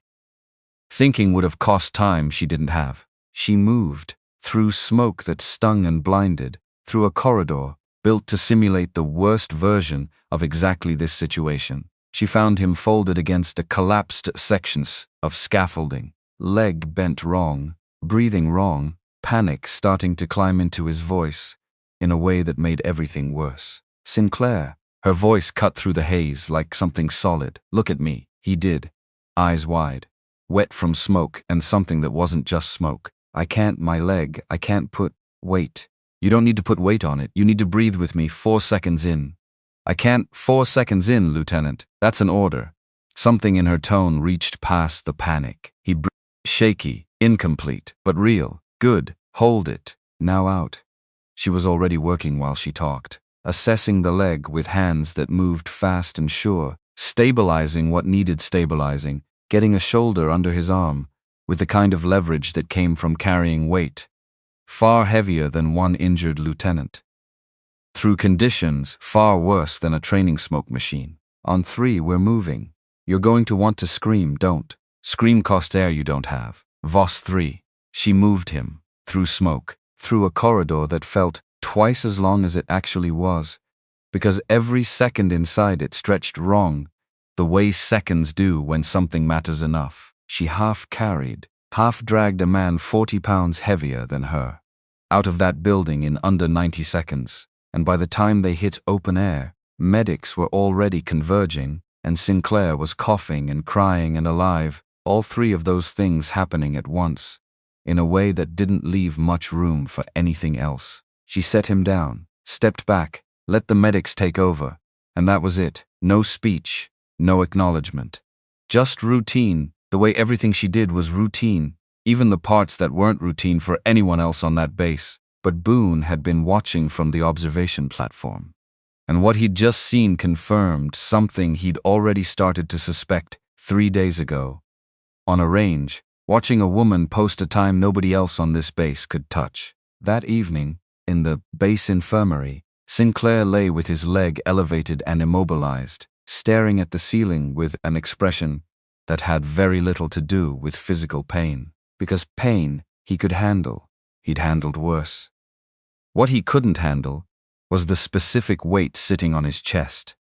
The knowledge that the woman who'd just carried him out of a smoke-filled corridor was the same woman he'd lied about 3 days earlier, signed a false statement against, watched get choked and said absolutely nothing to stop it. She'd saved his life anyway. He didn't understand that. Couldn't make it fit with anything he thought he knew about how the world worked. Because in his head, people didn't do that. People kept score. People let you drown a little, metaphorically. If you'd wronged them, not literally carried you out of a burning building at personal risk to themselves, except she had, and that fact sat in his chest like something too large to swallow, until finally, somewhere around midnight, unable to sleep, unable to keep carrying it silently one more hour, he asked the nurse for paper. He started writing. Not a letter to his mother, though he'd think about that later too. First, something harder. A new statement. The true one this time. Colton heard about the rescue before he saw Sinclair, heard it secondhand, in the mess hall, from soldiers who hadn't been there, but had already turned it into the kind of story that spreads on a base like wildfire. Voss went in after him, no hesitation, pulled him out through smoke. Thick enough you couldn't see your own hand. He sat with that for a long moment, fork halfway to his mouth, food forgotten, because it didn't fit. Everything he'd told himself about her useless, taking up space, some placement that didn't belong, none of it fit with what he was hearing now, which meant one of two things had to be true. Either the story was exaggerated, or he'd been wrong about her from the very first morning. Wrong in a way that had cost her something he couldn't take back. He set his fork down, pushed the tray away, and for the first time since the changing room, he let himself actually think about what he'd done. Not defend it, not explain it away, just look at it, directly, the way you'd look at a wound you'd been avoiding examining, because you were afraid of what you'd find underneath the bandage. His father used to say something. Grant hadn't thought about it in years, but it surfaced now, unbidden, the way old things do when you finally stop actively burying them. Real strength doesn't need an audience, son. If you're proving something, you've already lost the thing you were trying to prove. Grant had spent 9 years since his father's death trying to be strong in every loud, visible way he could manage, trying to fill a silence his father had left behind with noise, with rank, with the kind of aggressive confidence that looked like strength from a distance, and felt, up close, like something closer to fear. He'd choked a woman in a changing room, because some part of him had needed, desperately, to prove he belonged in a uniform his father had once worn with an ease. Grant had never quite managed to feel himself, and she'd just walked into a burning building. For a man who'd lied about her 3 days earlier, he put his head in his hands, right there, in the mess hall, and for the first time, in longer than he wanted to admit, Grant Colton didn't feel angry. He felt small, which, it turned out, was so much worse. The formal statement from Sinclair landed on Ellison's desk 2 days later. She read it standing up, because sitting down felt, somehow, like it would take too long to get through, and she needed to move while she absorbed what she was reading. I, Beau Sinclair, wish to amend my previous statement in full. The account I signed on the day following the incident in changing room B7 was false. Chief Voss did not initiate any confrontation. Captain Colton entered the room with myself and Corporal Nash without cause. Captain Colton verbally escalated the situation, was warned about the security camera by Chief Voss, and proceeded to physically assault her by placing both hands around her throat. I signed a false statement out of loyalty to my commanding officer. That loyalty was misplaced. I take full responsibility for my dishonesty and understand the consequences that will follow. I am submitting this amended statement because Chief Voss risked her own safety 3 days ago to save my life during a training incident, despite what I had already done to her. Her actions made clear to me the kind of person she actually is. My silence made clear the kind of person I had allowed myself to become. I am prepared to accept whatever consequences result from this statement. Ellison set the paper down, sat finally, because her legs needed the chair more than her mind needed to keep standing. Well, she said quietly, to an empty office. There it is. She picked up her phone. General, it's Ellison again. We need to talk. And I think, at this point, we need to talk to Chief Voss directly. They called her in the following morning. Not for another interrogation. Something different this time. Though Adair couldn't have said exactly what, until she was sitting across from both Ellison and Hale in a room that felt smaller than it had the first time. Hale didn't waste time on preamble. Chief Voss, Lieutenant Sinclair has submitted an amended statement. He confirms your account of the incident in full. He also confirms falsifying his original statement at Captain Colton's request. Adair kept her expression level. Understood, sir. We also have a partial file on your service record. Hale slid a folder across the desk. Not the full thing. Both of them could see that in her eyes. Enough to know that whatever you're actually here to do, it isn't technical liaison work. Silence stretched for a moment. Sir, I'm not authorized to discuss the specifics of my prior assignments. I'm not asking you to violate classification, Chief. I'm asking you something simpler. Hale leaned forward. 9 years ago. A valley whose name I'm not going to say out loud in this room, because I don't need to. There was a forward observer attached to a reconnaissance element that day. Colonel. Something in Adair's chest went very still. I know that mission touched your unit, Hale continued. I know the colonel didn't survive it, and I have a captain on this base right now, whose father was a colonel, who died in that exact theater, in circumstances that line up close enough to make me very uncomfortable with coincidence. Adair said nothing, because there was nothing she could say that wouldn't confirm something she wasn't yet certain she was ready to confirm out loud. Ellison watched her carefully. Chief, is there something you need to tell us? Adair's jaw tightened, barely, but both officers in that room had spent enough years reading people to catch it. Ma'am, with respect, I think that's a conversation that needs to happen through the proper channels. Not across this desk. Hale studied her for a long moment, then nodded, slowly, understanding or beginning to understand that, whatever this was, it went deeper than either of them had initially guessed. Dismissed, Chief. For now. That night Boone came to her quarters again.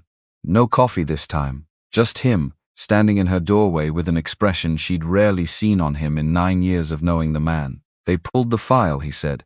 No preamble, the real one. Full access, authorized from above Hale's level. Adair's stomach dropped somewhere it hadn't dropped in a long time. Gunny, I need to ask you something, and I need you to actually answer me. He stepped inside, closed the door. 9 years ago. The valley, the colonel. She didn't answer right away. Voss. His voice softened just slightly. I was there. I know what happened.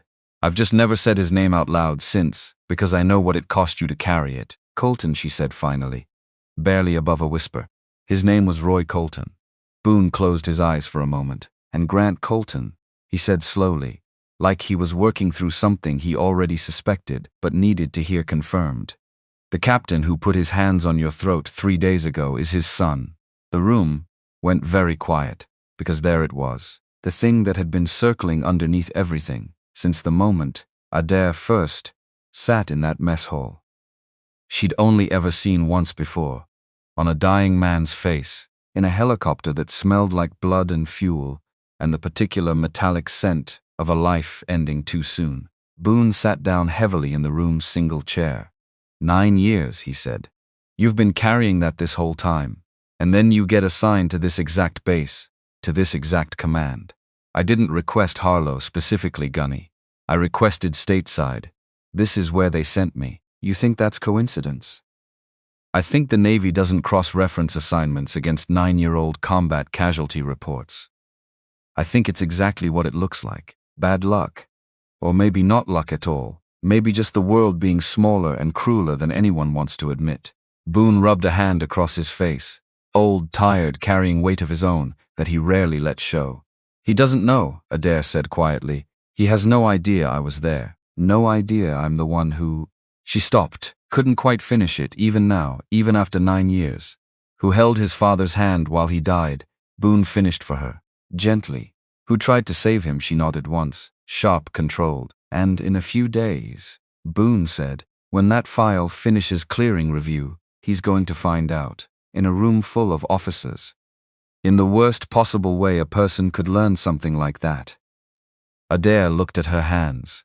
The same hands that had pressed a tourniquet against Roy Colton's leg 9 years ago. The same hands that had, 3 days earlier, closed around Grant Colton's wrist and redirected his own momentum into a locker. I know, she said. You okay? She considered the question honestly, the way she always did with Boone, because lying to him had never once worked and she'd stopped trying years ago. No, she admitted, but I will be. I always am. Boone studied her for a long moment, then stood, squeezed her shoulder once, the closest thing to physical comfort either of them ever really allowed. You're not alone in this, Voss. Whatever happens next.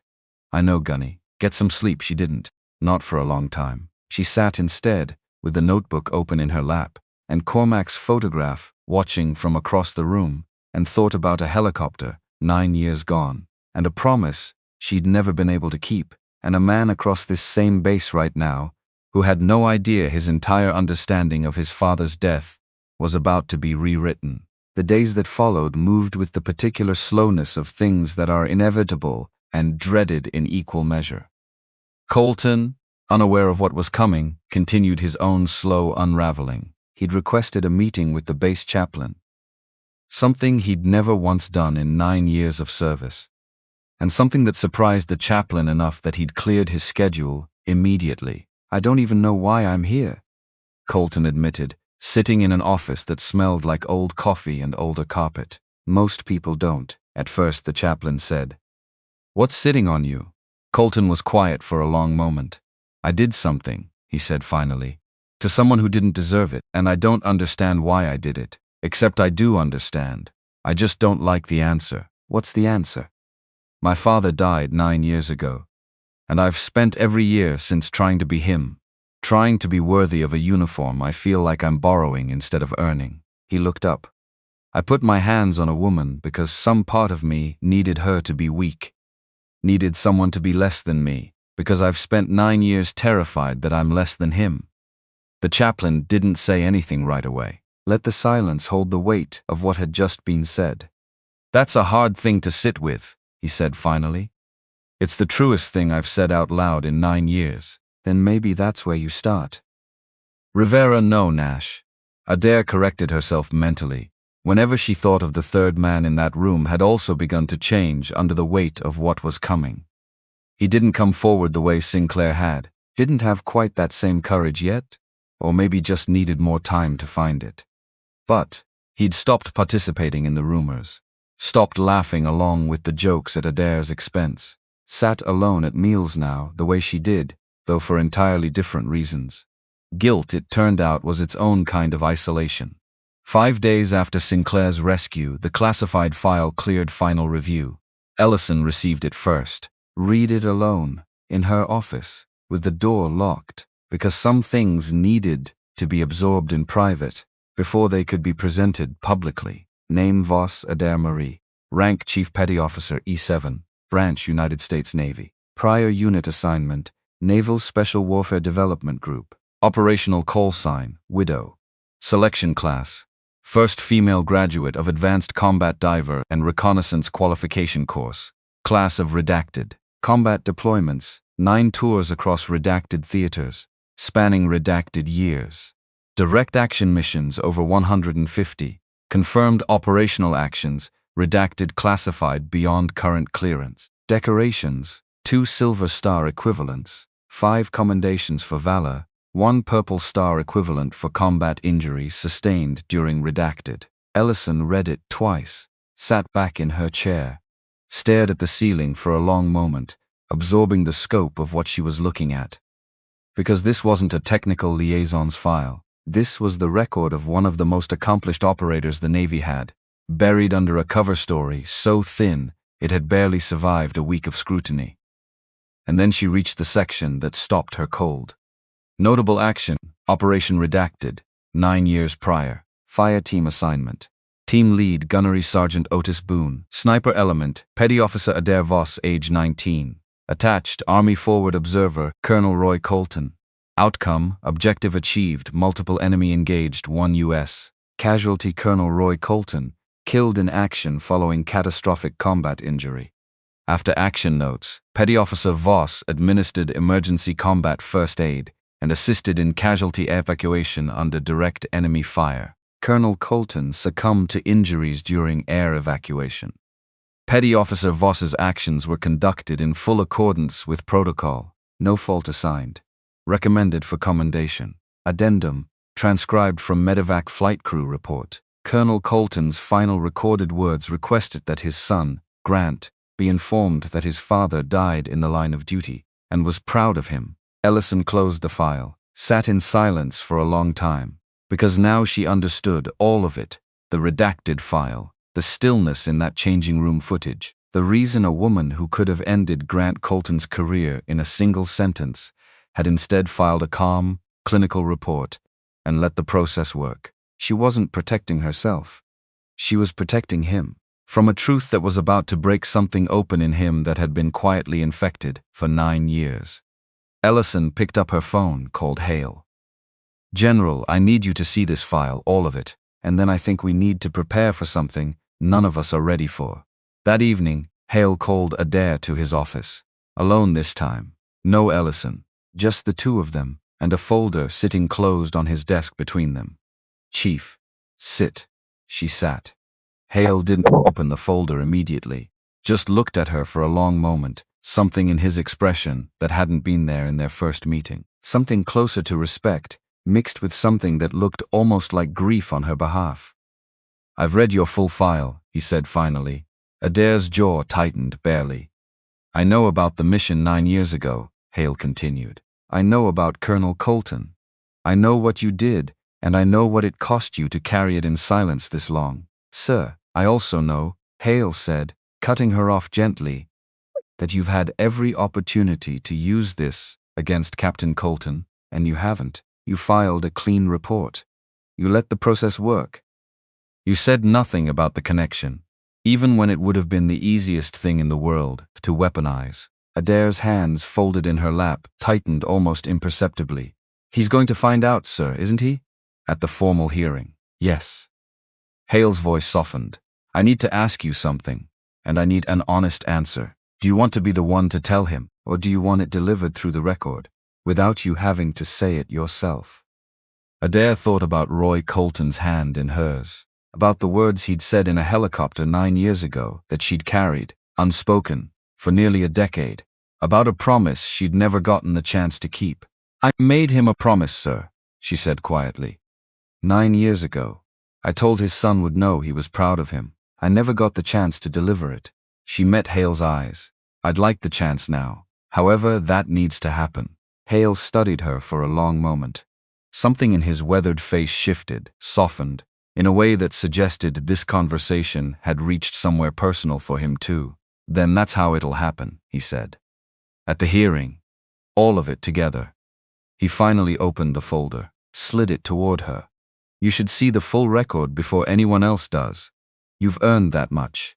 Adair looked down at the pages, at 9 years of a life most people would never fully understand, at a name widow that felt, in this moment, less like a call sign, and more like a description of everything she'd carried alone since a helicopter lifted off a desert floor and left her standing in the rotor wash, covered in someone else's blood. She closed the folder gently. Thank you, sir, Chief. Hale's voice stopped her as she stood to leave. For what it's worth, what you did 9 years ago, what you've done this week, letting the process work, instead of destroying a man who genuinely deserved to be destroyed. That's not weakness. That's the rarest kind of strength there is. Adair paused at the door. Didn't turn around right away. It doesn't always feel that way, sir. No, Hale agreed quietly. I imagine it doesn't. Doesn't make it any less true. She left his office and walked back, through the darkening base toward her quarters, past the mess hall where the rumors had started, past the range where she'd first proven something to a squad of soldiers who hadn't wanted to believe it, past the training facility where she'd carried Sinclair out through smoke thick enough to blind. Every step of this base now felt like it was leading toward the same room, the same hearing, the same moment. 5 days from now, when a captain who'd once put his hands around her throat would learn that the woman he'd tried to destroy was the same woman who'd once tried, with everything she had, to save his father's life. She let herself into her quarters, sat on the edge of the bunk, looked at Cormac's photograph, at the small brass coin beside it, at the notebook that held 9 years of weight inside a leather cover soft from carrying. Almost there, she said, quietly, to the empty room, to the photograph, to nobody and everybody at once. Almost time to keep that promise. The room, as always, said nothing back. But for the first time in 9 years, the silence didn't feel quite as heavy as it usually did, because somewhere out there, in a bunk not so different from her own, a man was finally starting to become someone his father might actually recognize. And in 5 days, she was going to be the one who told him so. The hearing room at Camp Harlow wasn't built for comfort. It was built for weight, cold not in temperature. The air conditioning worked fine. This was a different kind of cold, the particular chill of an institution about to pass judgment on itself. Arranged in a U-shape, formal, deliberate.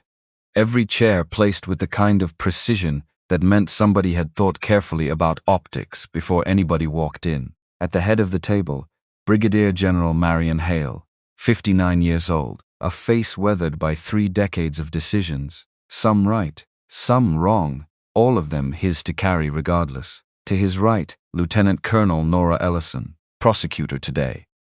The woman who believed in process the way some people believed in scripture.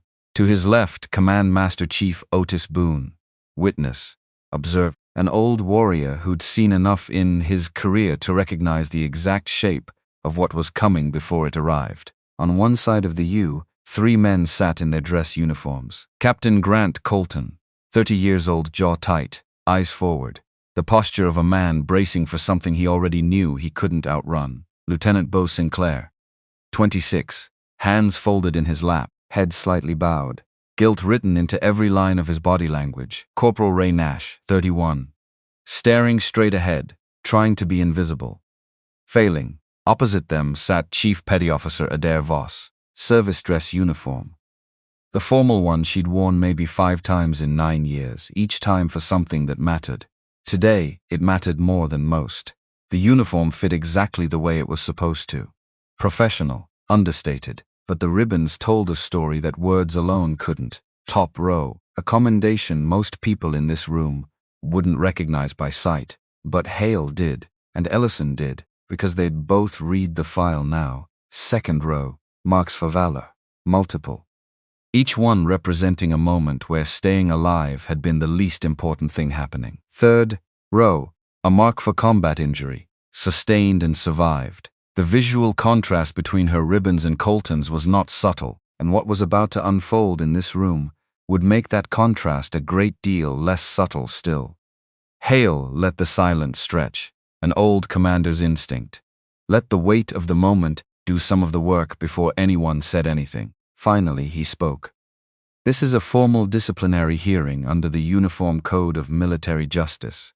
These proceedings are recorded. They will determine whether criminal charges are filed. His eyes moved to Colton. Captain Grant Colton, you stand accused of assault, of submitting a false official statement, and of conduct unbecoming an officer. How do you plead? Colton stood, rigid. Not guilty, sir. I acted in self-defense against an unprovoked attack. Noted. Hale gestured.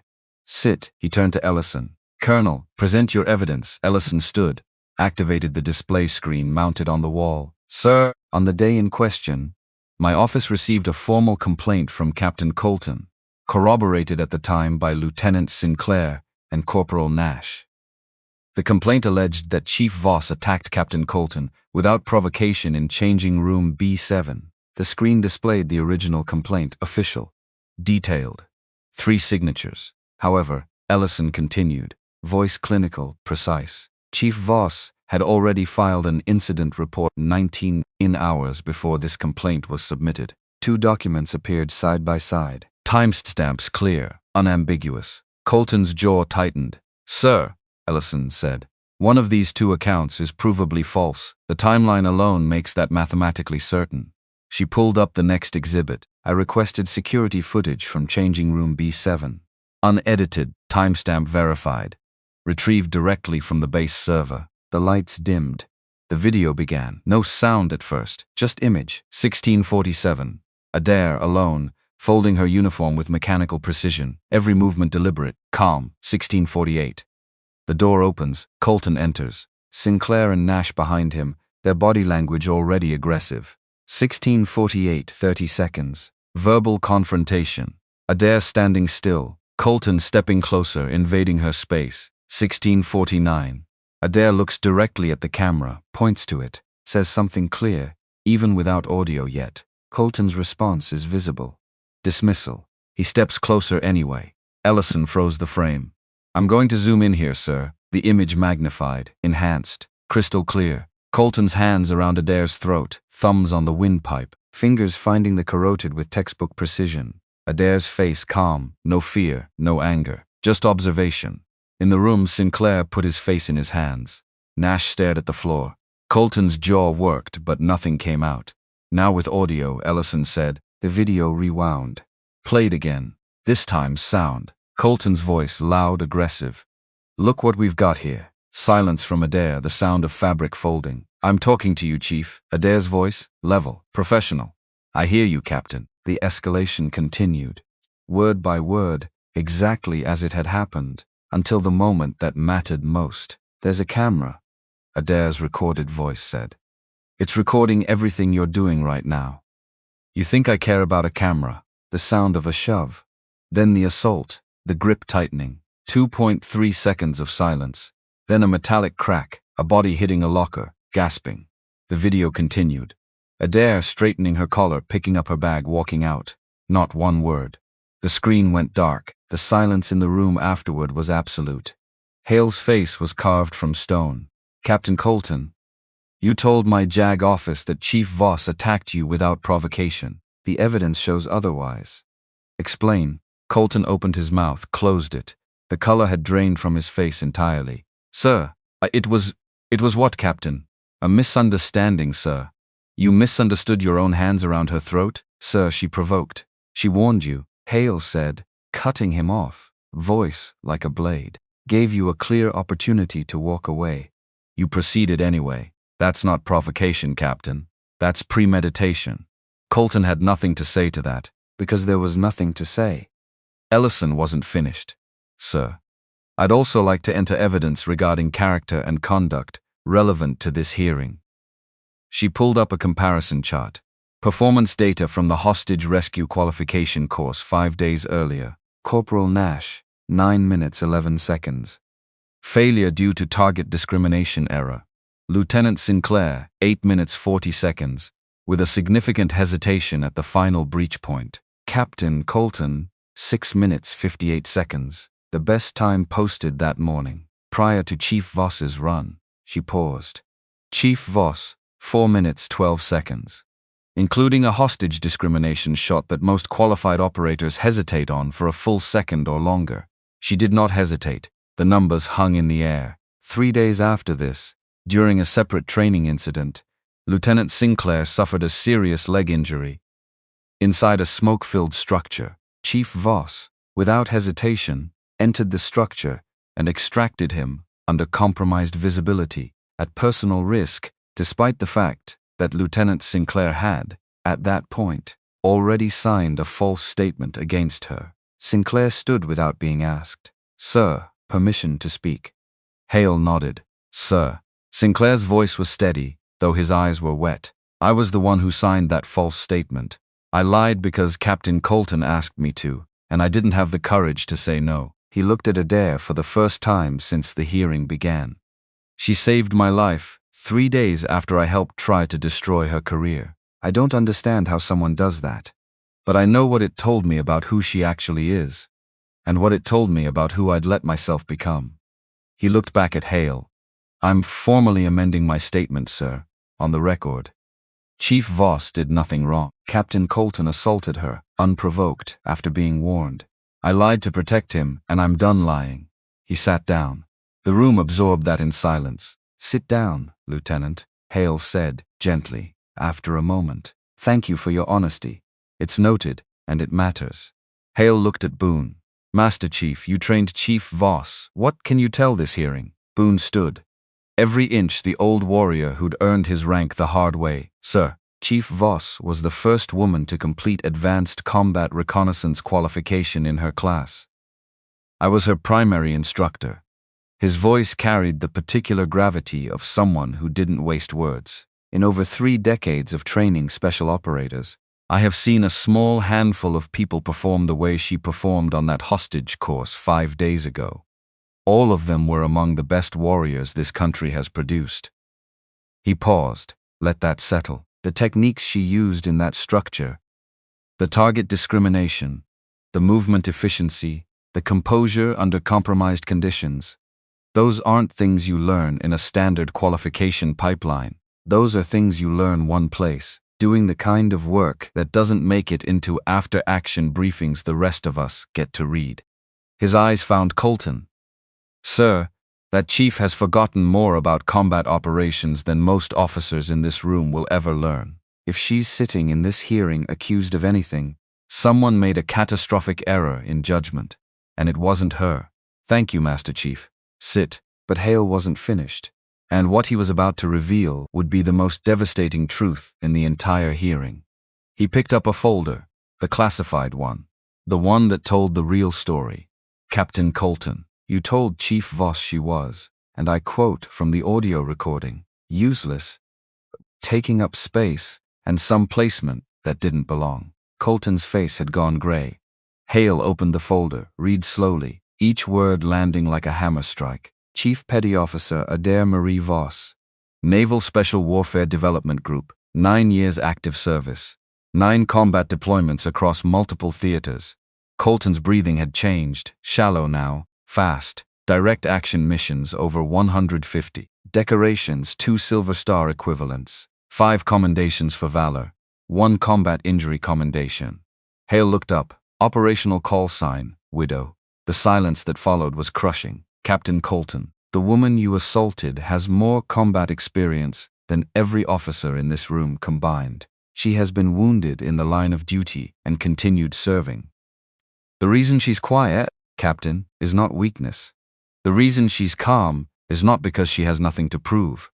It's because compared to what she has faced, you are not the threat you believe yourself to be. Colton was shaking now, the reality settling over him in slow, crushing waves. But Hale wasn't finished. And what came next would connect everything, all the way back to a day 9 years gone. He opened a second folder, older. Pages softened with age in a way that digital records never quite achieved. Captain Colton, your father was Colonel Roy Colton. Is that correct? Colton's head snapped up. Sir, yes, sir. Your father, Colonel Roy Colton, Army Forward Observer, killed in action 9 years ago. Yes, sir, barely a whisper now. Did you know? Hale said, voice quiet but absolutely unwavering, that Chief Voss was present on that mission. The world for Grant Colton simply stopped. He stared at Hale, then at Adair. Sinclair stared, Nash stared. Adair sat perfectly still, face neutral, but something flickered behind her eyes. Old grief surfacing after 9 years of being carried alone. What? Colton managed. Barely a sound at all. And now the full truth, the one that would shatter everything Grant Colton believed about the day his father died, was about to be spoken aloud in a room full of witnesses. Hale read from the file. 9 years ago. A combat operation whose full details remain classified. Fire team assignment, team lead Gunnery Sergeant Otis Boone. Sniper element, Petty Officer Adair Voss, age 19. Attached forward observer, Colonel Roy Colton. He looked up. That was her first combat deployment, Captain. She was 19 years old, barely finished with selection, and she was assigned to help protect your father's element that day. Colton couldn't breathe.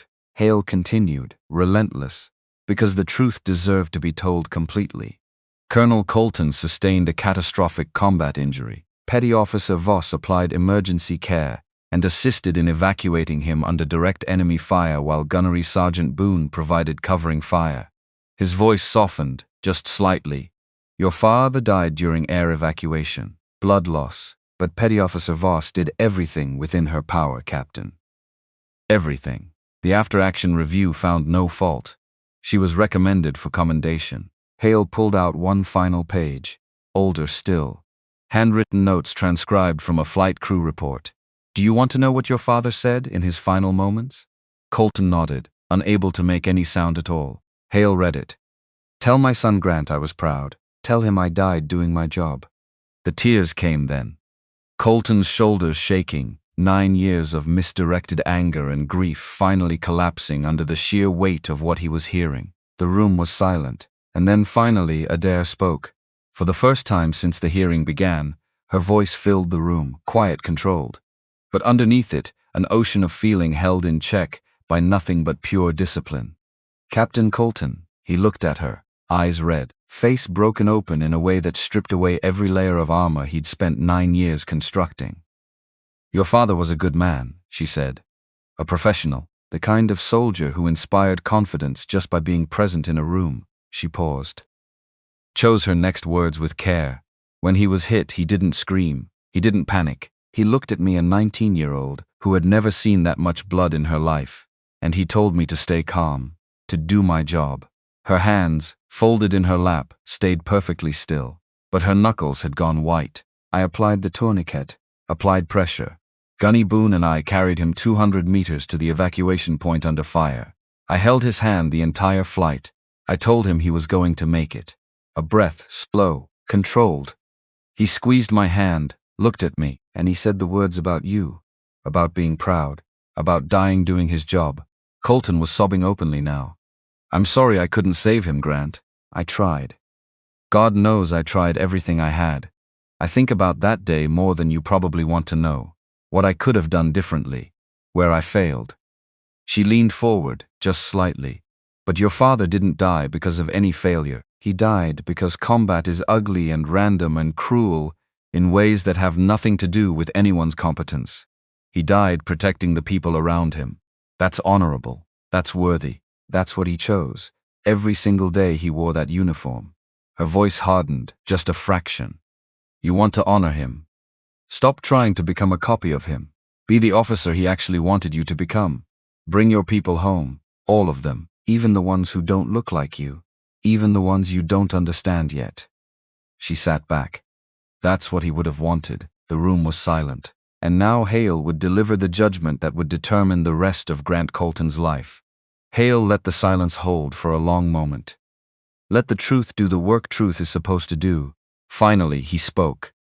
Captain Grant Colton, you are found guilty of assault, of submitting a false official statement, and of conduct unbecoming an officer.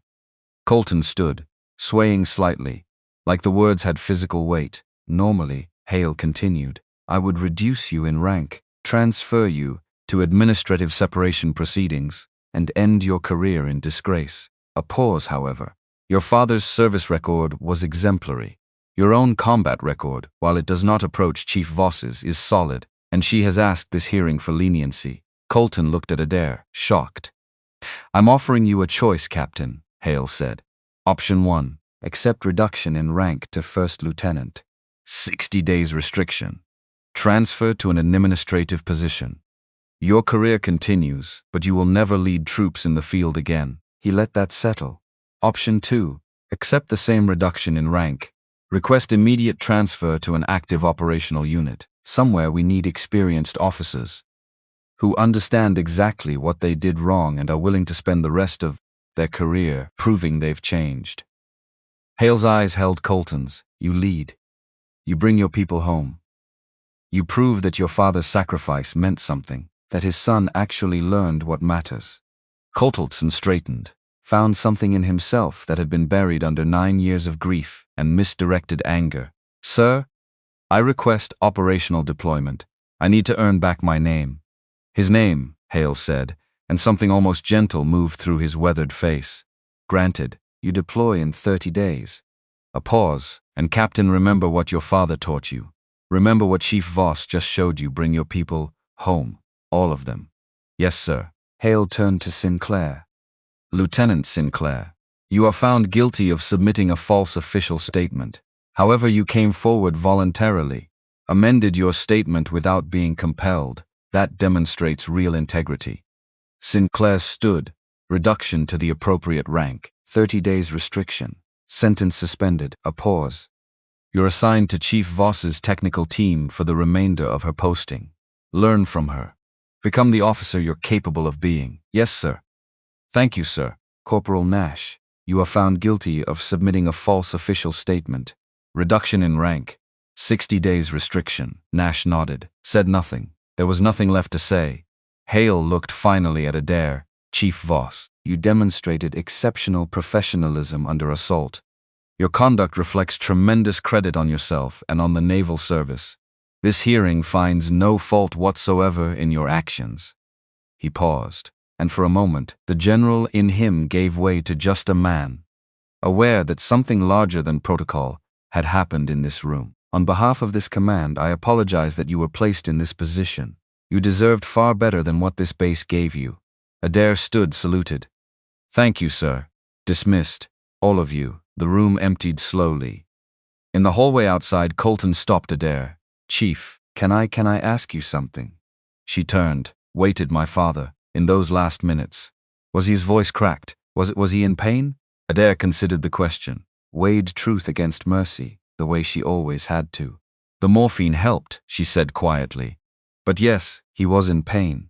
He bore it the way a soldier bears it, the way a father bears it, when he wants his son to be proud of how he faced the end.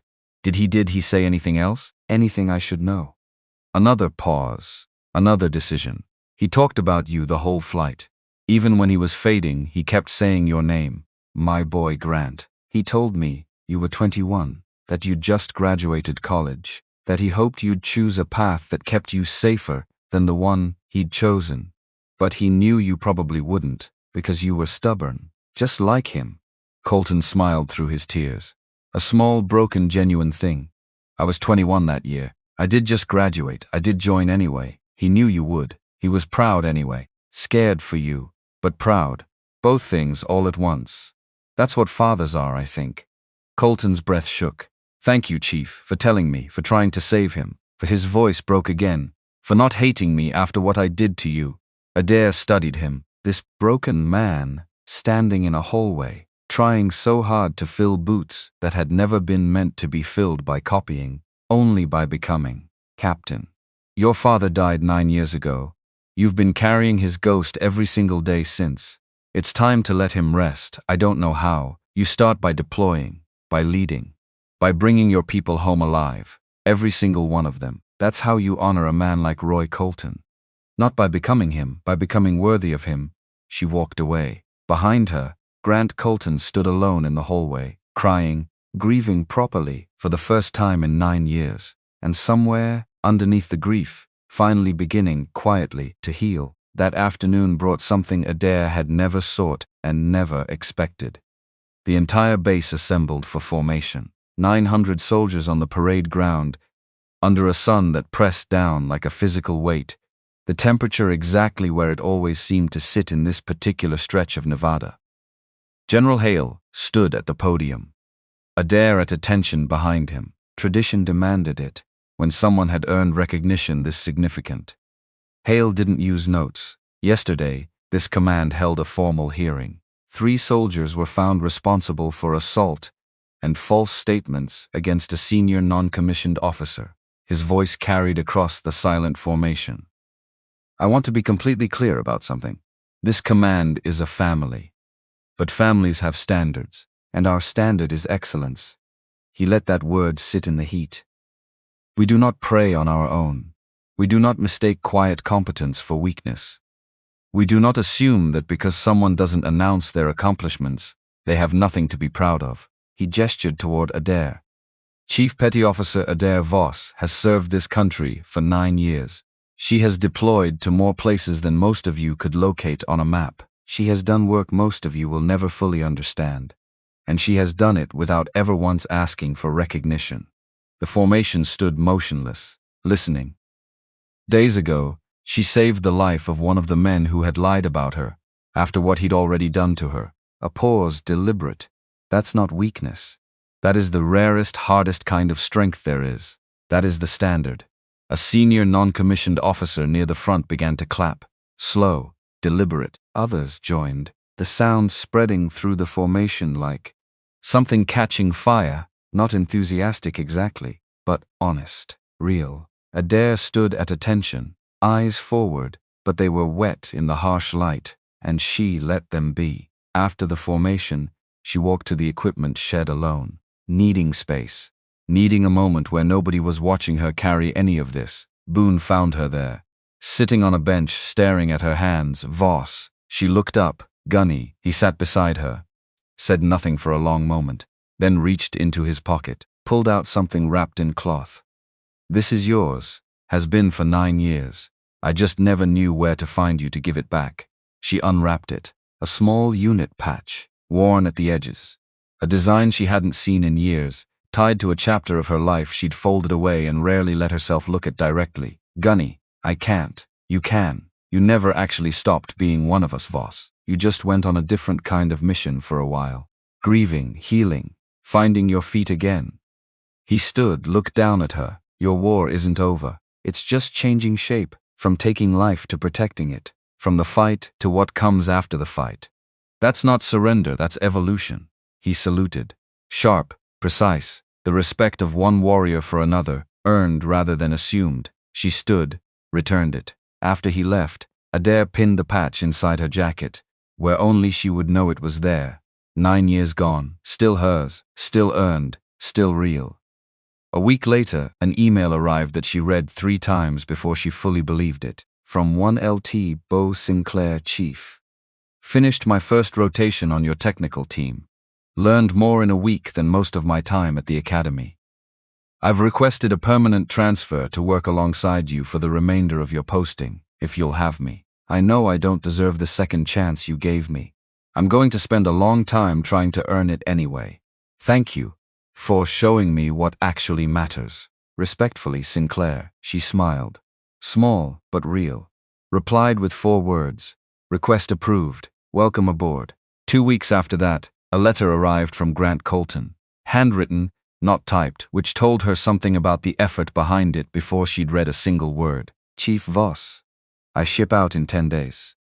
I wanted to write this before I go, because I'm not sure I could say it out loud without falling apart, and some things need to be said properly even if they're hard. Thank you for what you did 9 years ago. For trying to save my father. For carrying that with you all this time and never once using it against me, even when I gave you every reason to. Thank you for what you did in that hearing room, for choosing mercy when you had every right to choose otherwise. I'm going to spend the rest of my career trying to become the officer my father actually would have wanted, not a copy of him. Something better if I can manage it. Someone who brings people home. I hope, someday, I can be even a fraction of what you already are.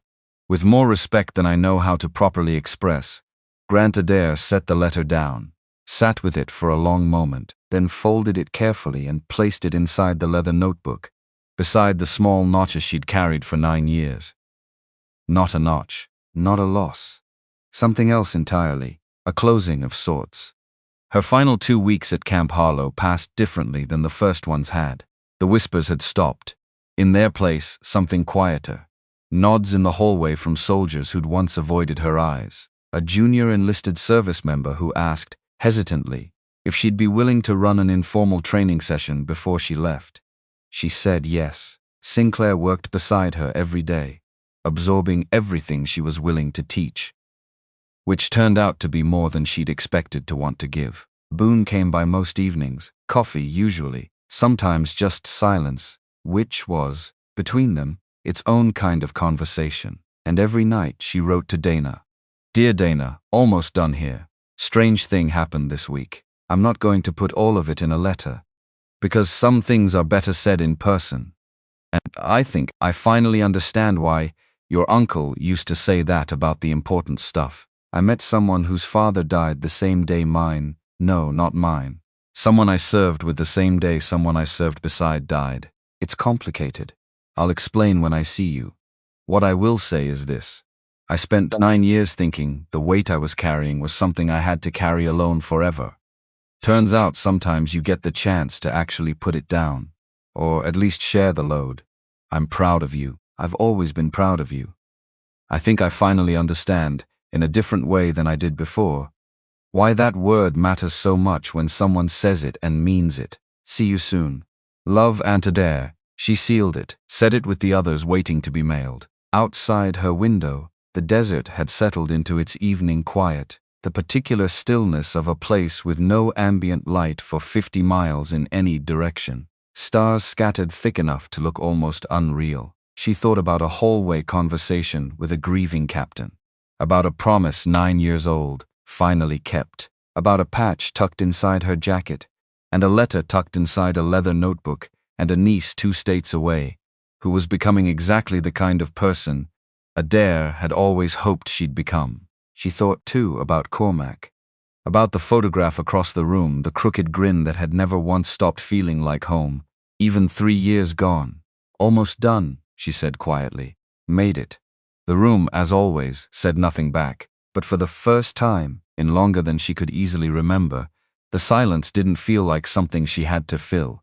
It felt, instead, like rest. On her final morning at Camp Harlow, she packed her footlocker with the same precision she'd unpacked it with, weeks earlier, in a life that already felt like it belonged to someone slightly different than who she was now. Uniforms folded, creases sharp, the rifle cleaning kit wrapped carefully, Cormac's photograph wrapped in cloth for the journey, the dog tags, the small brass coin, the leather notebook last of all, with Colton's letter tucked safely inside its cover.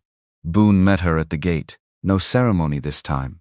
Just the 2 of them, standing in the early morning heat that hadn't yet climbed to its full brutal height. You did good here, Voss, he said. Better than good. Learn from the best, Gunny. Don't go soft on me now. But there was warmth under the gruffness, the kind that had always existed between them and probably always would. Take care of yourself, she said. Always do. He paused. You heading home to Dana? Eventually. Got a few things to settle first. But yeah, home to Dana. Good. He extended a hand. She took it. You're one of the finest operators I ever trained, Voss. Don't you forget that, whatever comes next. I won't, Gunny. She got in the government sedan waiting to take her to the airfield, watched Camp Harlow shrink in the side mirror as they pulled away the mess hall, the training facility, the changing room, where everything had started, all of it fading into desert and distance. Ahead of her lay the rest of a life she was only just beginning to imagine having room for, a niece who needed her, a quiet that no longer felt entirely like something to fear, a promise, finally kept, that had been the heaviest thing she'd carried for 9 years, and was at last no longer hers alone to hold. She closed her eyes, let herself breathe. 4 seconds in, 7 seconds hold, 8 seconds out. Her heart rate settled into the same steady rhythm it always found. Eventually, 61, 59, 57. The rhythm of someone who had done the job, kept the promise, and was, for the first time in longer than she could easily count, finally, quietly, at peace.